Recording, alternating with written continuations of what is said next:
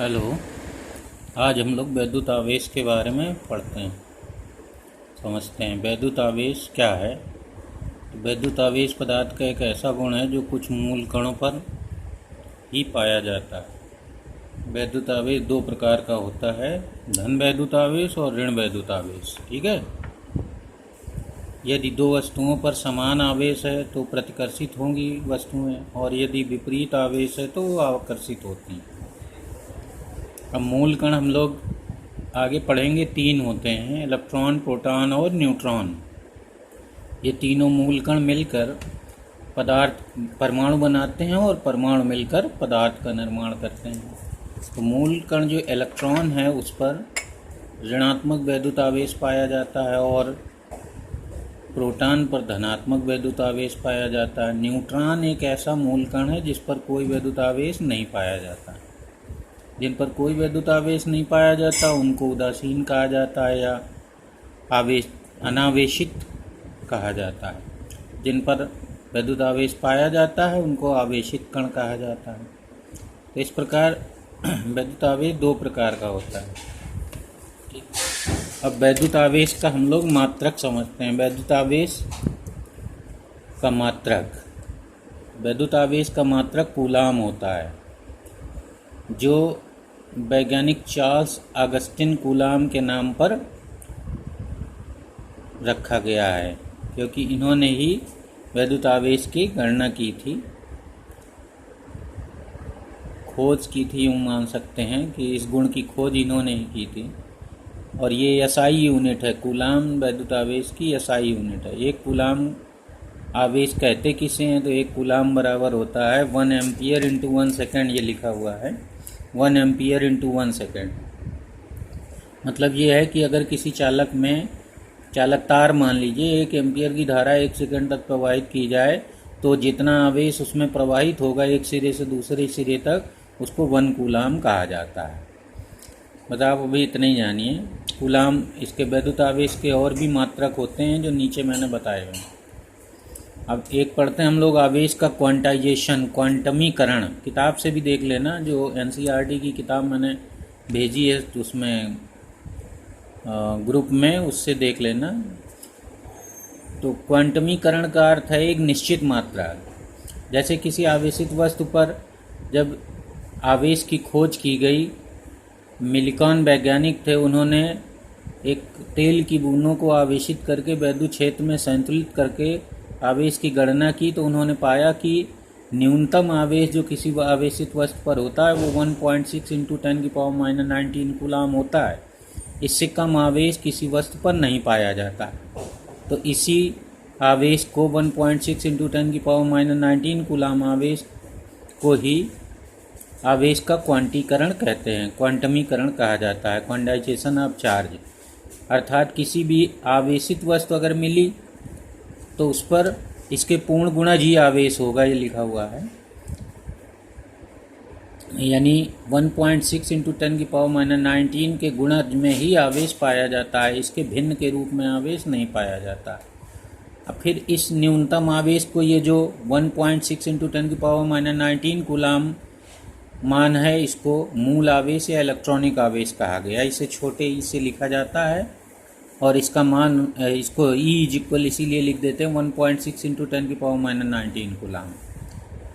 अब इलेक्ट्रॉन पर जो आवेश होता है मूल आवेश के बराबर ऋण आवेश होता है, ये लिखा हुआ है -1.6 इंटू 10⁻19 कूलाम। और प्रोटॉन पर इतना ही धनावेश होता है, 1.6 इंटू 10⁻19 कूलाम। वैद्युत आवेश के अन्य मात्रक होते हैं सीजीएस पद्धति में ESU, electromagnetic unit, electrostatic unit sorry, और ये सबसे छोटी इकाई है। और दूसरा होता है EMU, इलेक्ट्रोमैग्नेटिक यूनिट। तो दो यूनिट और हैं, इनके बारे में बहुत ज़्यादा जानकारी हासिल करनी नेट से कर लीजिएगा या बुक में दिए रहते हैं। तो अभी तो आपको कूलाम ही याद रखना है, माइक्रो कूलाम भी होता है वैद्युत आवेश का मात्रक। अब और आगे समझते हैं। पहले ये माना जाता था कि जो मूल कण हैं वो और किन्हीं अन्य कणों से मिलकर नहीं बने। मूल कण में इलेक्ट्रॉन, प्रोटॉन और न्यूट्रॉन ये जो कण हैं वो अन्य कणों से मिलकर नहीं बने। बाद में क्वार्क्स की खोज हुई और ये पाया गया कि ये मूल कण भी क्वार्क्स से मिलकर बने हैं।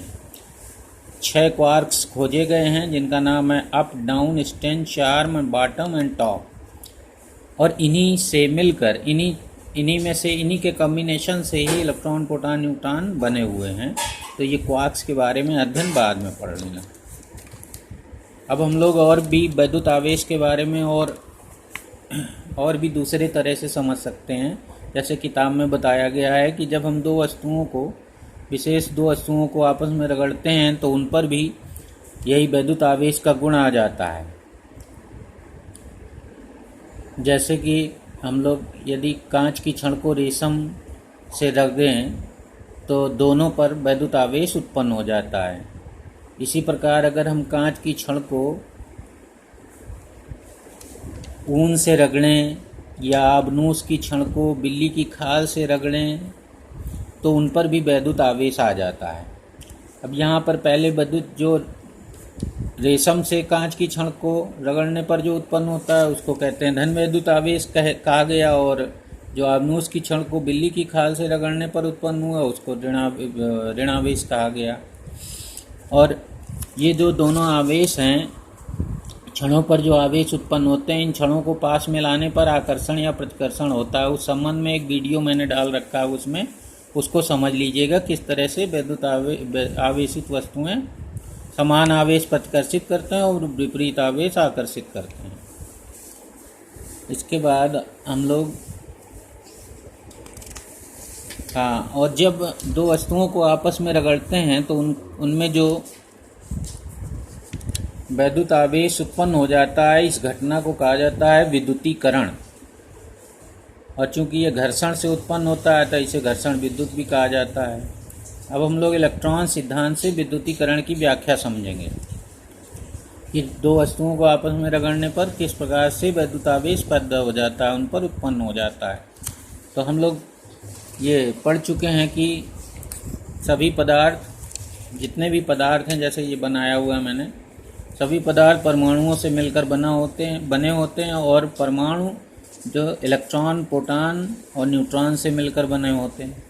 परमाणु में बीच में नाभिक होता है जिसमें प्रोटॉन और न्यूट्रॉन होते हैं। प्रोटॉन धनावेशित होता है और न्यूट्रॉन उदासीन होता है, अनावेशित होता है। इसलिए नाभिक में केवल धनात्मक आवेश ही पाया जाता है। जितने प्रोटॉन नाभिक के अंदर होते हैं उतने ही इलेक्ट्रॉन इसके चारों ओर बत्ती कक्षाओं में घूमा करते हैं। इस प्रकार इलेक्ट्रॉनों का कुल ऋण आवेश जो होता है वो प्रोटॉनों के धनावेश के बराबर होता है। इसलिए परमाणु विद्युत उदासीन माना जाता है। अब होता क्या है, जो सबसे दूर वाले कक्षा में इलेक्ट्रॉन होते हैं परमाणु के, वो कभी कभी परमाणु से डी अटैच हो जाते हैं, अलग निकल जाते हैं, और तब उस परमाणु को धनायन कहा जाता है। और ये जो इलेक्ट्रॉन परमाणु से बाहर आ जाते हैं अपनी कक्षा को छोड़कर, उन्हें मुक्त इलेक्ट्रॉन कहा जाता है। ये मुक्त इलेक्ट्रॉन बने हुए हैं छोटे छोटे ये।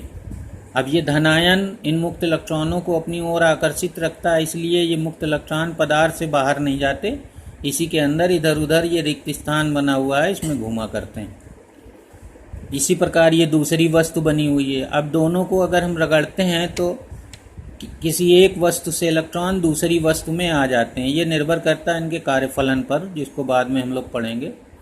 तो जब वस्तुओं को रगड़ा जाता है तो एक वस्तु से इलेक्ट्रॉन दूसरी वस्तु पर आ जाते हैं। जिस वस्तु से इलेक्ट्रॉन निकल जाते हैं उस पर धनावेश की अधिकता हो जाती है, और जिस पर इलेक्ट्रॉन आ जाते हैं उस पर ऋणावेश की अधिकता हो जाती है, क्योंकि इलेक्ट्रॉन ऋणावेशित होता है। इलेक्ट्रॉन के निकल जाने पर प्रोटॉनों की संख्या अधिक हो जाती है, इसलिए इस पर धनावेश।